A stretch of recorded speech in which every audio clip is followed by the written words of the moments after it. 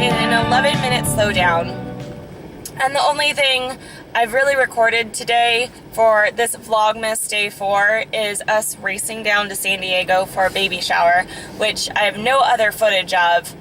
And tomorrow we go to Joshua Tree. I was sitting here listening to Land of Talk, which is a great band. If you don't know them, check them out. And I was going, how the hell am I going to edit a Vlogmas video tomorrow before we go to Joshua Tree? And tonight we're going to my friend Tim's Christmas party. So I came up with this awesome idea that Dan has no idea I came up with and has no idea why I'm like doing this right now. But, babe, we are going to do a Christmas Q&A. Super quick. So we're just gonna talk a little bit about like Christmas memories and like holiday-esque things. So, what was like your favorite Christmas cookie growing up? My parents called them Russian tea cakes. Other people call them Mexican wedding cookies. Yeah. It's some sort of dough with walnuts, and the night before we would just, my parents and I, sometimes my brothers when I was really young, we'd stay up all night just like rolling the dough and then like powdering them with sugar, and then like the next morning my mom would bake them, and they're just, when they were done perfectly, it was just, they were the best. And I actually used to make those, and then I would also make the same ones, but we would do it with pecans, not walnuts. And might have been pecans, I don't know. I assumed it was walnuts, but I don't know. Yeah. Could have been pecans. Yeah. But I would roll them around in green and red sprinkles. Like little crystal sprinkles. Yeah. And then I would make them really festive that way. That makes sense. And my favorite cookie were the peanut butter kisses. Where it would be like a peanut butter cookie, and then you would put like the chocolate kiss in the middle. Yeah, my mom used to make those too. Those were my second favorite. I loved those, and I loved it when like the kiss was still a little bit warm, so it would just like melt in your mouth. Yep. And it was like gooey in the center, but it was like still a little bit not hard on the outside. But yeah, I loved them when they were fresh out of the oven. Next question: were you allowed to decorate the Christmas tree? Like, did you participate in decorating the Christmas tree? A little bit. A little bit, I think. I remember stringing popcorn string. Oh, you guys did the popcorn garland? Sometimes, yeah. Aw. Yeah, I think I did. I think I'd help a little bit. Yeah. But you don't have, like, super big memories of, like, decorating it? Or did you have, like, a favorite ornament that you would always put up? Yeah, I was really into trains as a kid. So I think, like, I got to strategically place, like, I think train ornaments. Or maybe it's Star Wars. Those are, like, the two things I was into as a kid. So I think I got to strategically place some ornaments. Because, so for me, my sister would always take, like, both my mom and my sister, they were the type of people that I would put up an ornament and then they would move it and then they would put it on somewhere else because they needed the tree to be balanced. And after a while, it just like, you know, I had an awareness of what was happening and it just made me feel like crap. So I was like, they would be like, why aren't you helping decorating the tree? And I was like, well, what's the point? Because if I put something up, you're just gonna move it. So I had some animosity towards decorating the tree for a while, but my mom's always given us, like, we've always had our individual ornaments that we could put up, and yes, they even moved those. And my favorite ornaments to put up one of them was a, like one of those dancing ornaments where you pull the string and then all the limbs go up stuff. So, a dancing Tin Man, like from Wizard of Oz, but it was like, I don't know, it was a stylized Tin Man. But I always loved putting up the Tin Man.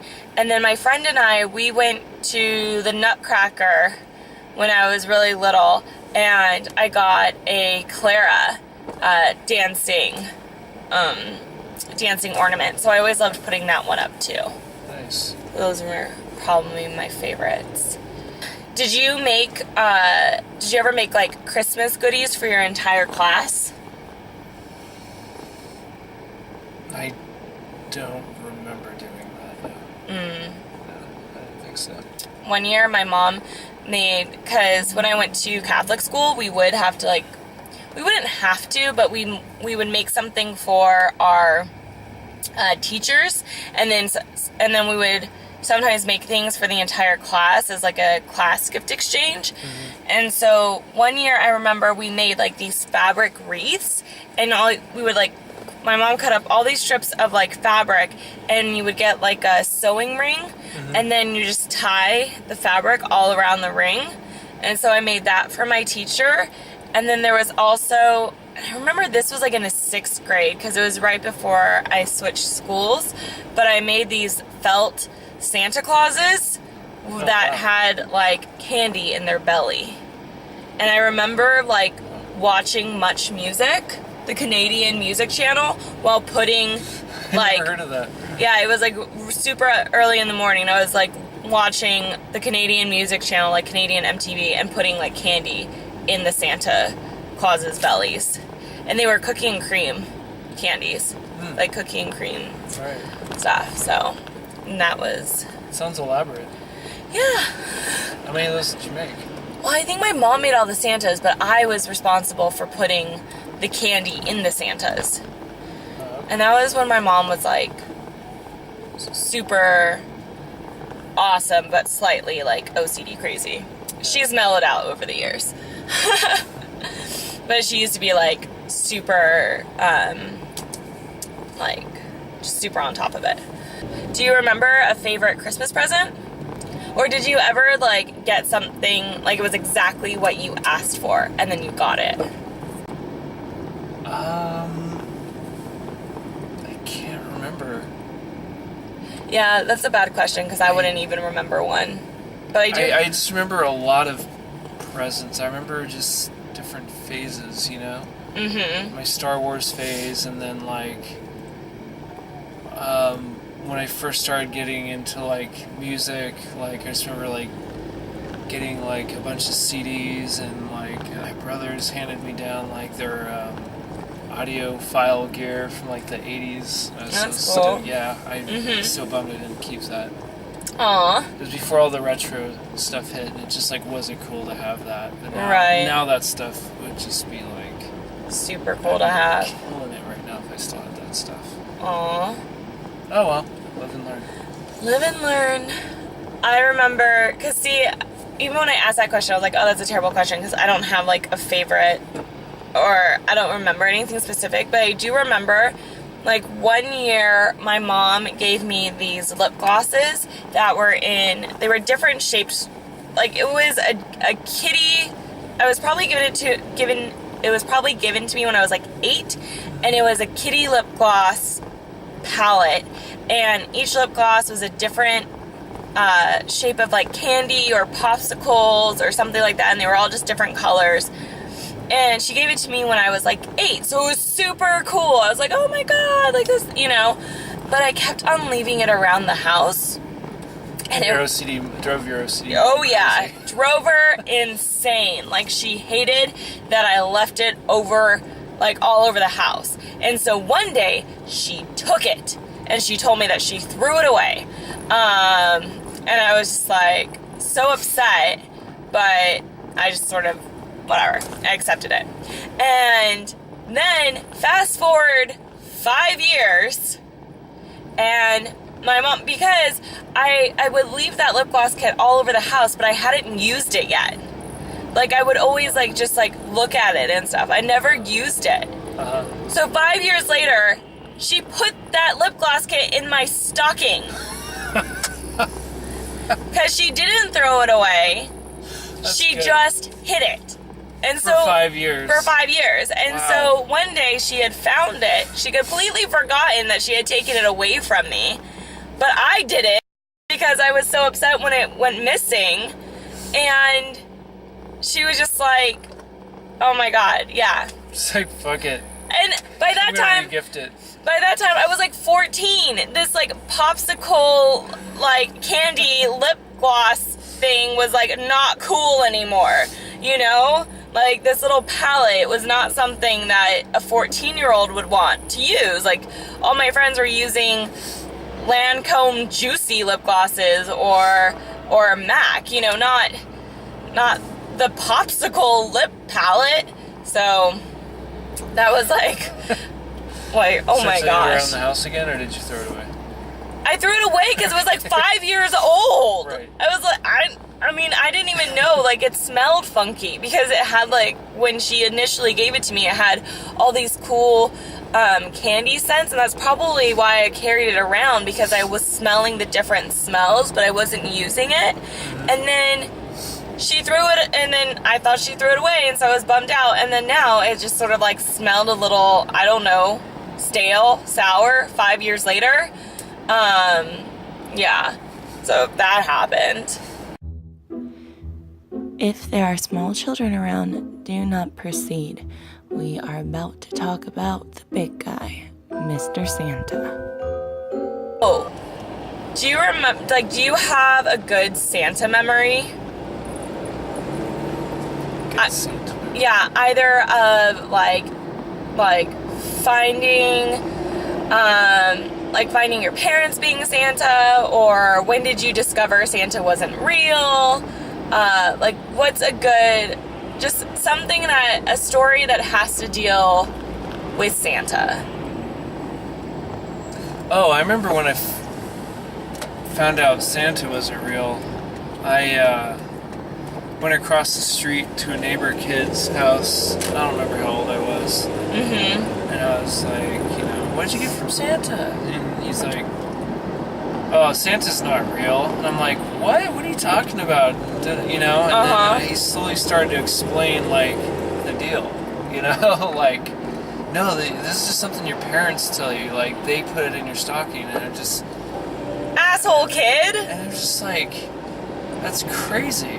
Mm-hmm. You know? And I just didn't believe him. I'm like, that's so crazy. No way. Yeah. And then, like...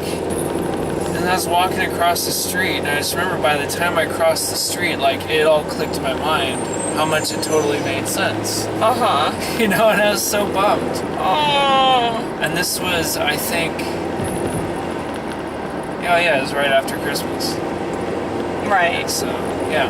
Well, did you end up then, like, did you tell your mom or, like, your dad that you didn't know that Santa was real? And how did your mom react? Yeah, I remember telling them, and, you know, and I just remember, like, their reaction was like, oh, well, you got us. You know, okay, you figured it out.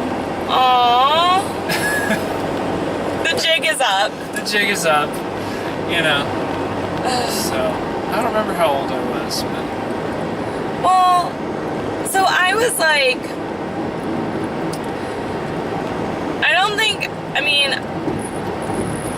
I think just, like, over the years, it was finally just sort of, like, broken down, or just, like, the realization of, like, Santa maybe not being real was just sort of, it was never explicitly said, but it was something where my brain started to develop more logic, and I could see how logically it might not work, but I still had, like, a strong grasp on, like, the magic. Yeah. So, for me, I was in a place of, sure, if Santa's, like, why shouldn't Santa be real? That was my brain. So, I guess when the magic was completely obliterated, where it was like, I had one sliver of magic left, and then the magic just was like a candle being blown out. I was 13. Or 12. I was 12 or 13. I was in Kmart with, once again, my mother. Everyone, I do. My mother is great. I know she doesn't sound like a shining example of joy and happiness in this video so far, but she is a wonderful, very funny, awesome woman. But once again, I'm in Kmart, and she says something like, oh, this would be like a great stocking stuffer for Amber, who's my sister. And I was like, what do you mean? And she's just like, come on. And I'm all, no. I was like, but that's Santa. And then she's like, no. I'm all, okay. So I guess it was like one of those things. Sounds like your mom. Yeah. Like very cut and dry. I know. Matter of fact. And I guess it was just like one of those things where I knew it, but I didn't want to know it. And I just allowed myself to feel the magic and be in the magic of Santa. And then my mom crushed the magic with her big Santa killing boot. In that same respect, there is Santa. There are hundreds and thousands of Santas.